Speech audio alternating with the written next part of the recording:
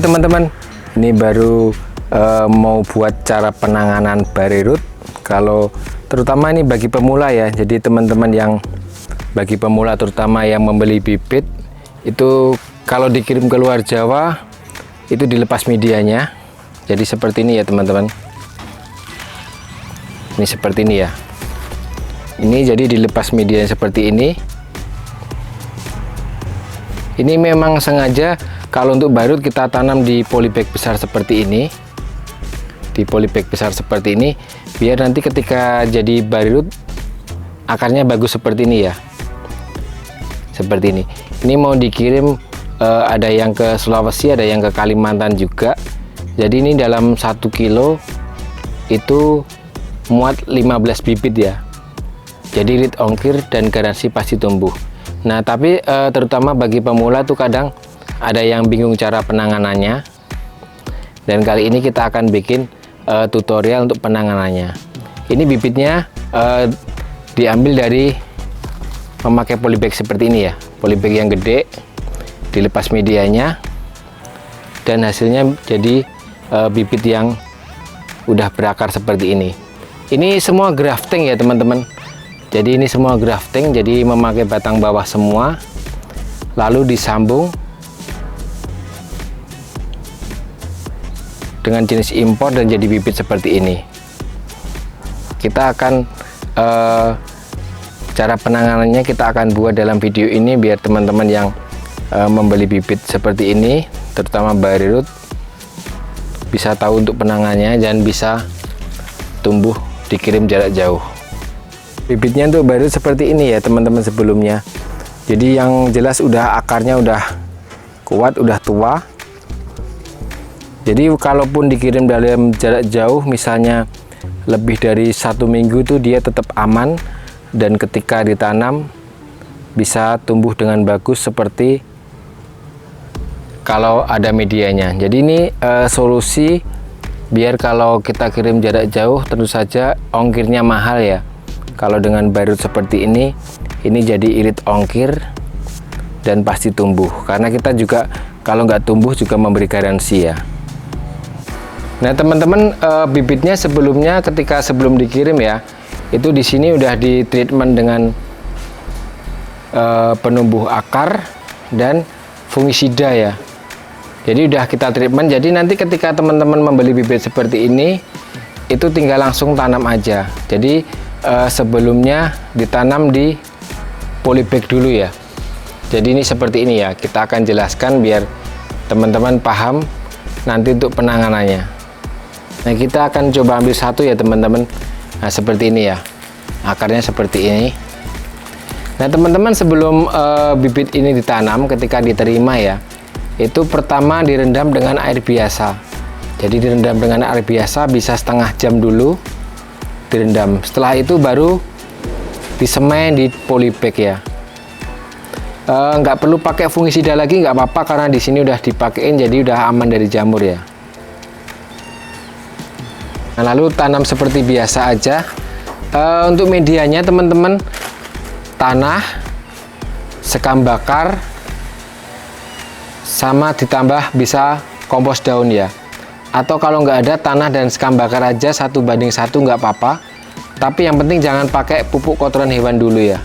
Ini tanam seperti ini di polybag, ditanam. Jadi seperti nanam tanaman biasa. Terus setelah itu, setelah selesai tanam, tinggal kita siram ya. Tinggal kita siram. Nah untuk selanjutnya kita letakkan di tempat teduh dulu kira-kira selama seminggu ya. Atau di tempat yang kena sinar matahari pagi itu lebih bagus. Tapi jangan terlalu terik dulu selama seminggu. Seperti ini. Selama seminggu. Nah nanti dalam waktu seminggu ini dia udah tumbuh tunas baru ya. Udah tunas baru. Dan tinggal nanti seminggu kemudian bisa kita tanam di lahan besar atau di pot. Jadi ini sementara untuk menanam sementara bisa di polybag seperti ini, polybag 20x20 ya. Seperti ini teman-teman.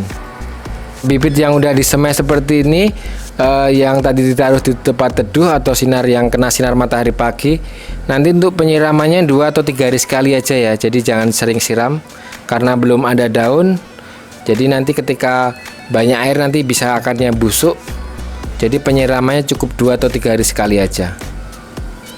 Dan yang penting ya teman-teman, perlu diketahui bahwa bibit dari Jogja Anggur itu semua grafting ya. Jadi pasti ada sambungannya. Jadi seperti ini sambung pucuk ya. Ada yang sambung pucuk, ada yang sambung sisip, dan bawahnya itu rootstocknya ya. Jadi teman-teman terutama bagi pemula tuh kadang belum paham ya. Misal kondisi seperti ini, nanti tumbuh seperti ini ya. Nah, ini sambungannya di sini, dan dia kalau tumbuh daun di bawahnya itu berarti rootstock ya. Jadi harus kita potes, harus kita buang. Jadi teman-teman terutama bagi pemula, kadang malah yang ini nanti subur, terus yang impornya malah kurang subur. Jadi yang dipelihara yang lokalnya atau batang bawahnya atau rootstocknya, jadi malah nanti jadinya impornya malah tergantikan sama rootstocknya. Jadi ini teman-teman terutama bagi pemula ya, kadang belum paham karena bekas sambungan ini, kalau yang di bawah sambungan itu berarti rootstock dan harus dipotes seperti ini ya. Nanti seperti ini. Nanti kalau kita tumbuhnya di bawah sambungan, di bawah bekas sambungan, tumbuh di sini, itu berarti dia rootstock, jadi harus dibuang. Jadi yang dipelihara adalah yang pucuk yang di atas. Jadi itu wajib diperhatikan ya teman-teman. Ini terutama bagi pemula kadang ada yang belum paham. Jadi malah yang dipelihara adalah rootstocknya atau batang bawahnya, dan jadinya ya bukan impor nanti kalau tumbuh. Nah, jadi penanganannya gampang sekali ya teman-teman. Tinggal langsung tanam aja dengan media tanah dan sekam bakar aja, ditanam di polybag seperti ini, nanti tumbuh seperti ini, lalu dipindah di media besar. Jadi yang penting yang perlu diperhatikan, kalau ada tunas di bawah sambungan itu harus dibuang, itu artinya rootstock. Jadi memang semua bibit kita pakai rootstock, jadi pakai batang bawah semua, jadi harus diperhatikan itu. Dan bibitnya akarnya udah kuat, jadi kita memberi garansi. Misalnya nanti kalau bibit gagal tumbuh bisa WA aja, bisa kita ganti kirim ulang. Jadi teman-teman bisa mendapatkan bibit yang bagus untuk dikirim jarak jauh. Oke, terima kasih teman-teman. Seperti itu penanganannya. Salam sehat selalu. Salam Jogja Anggur.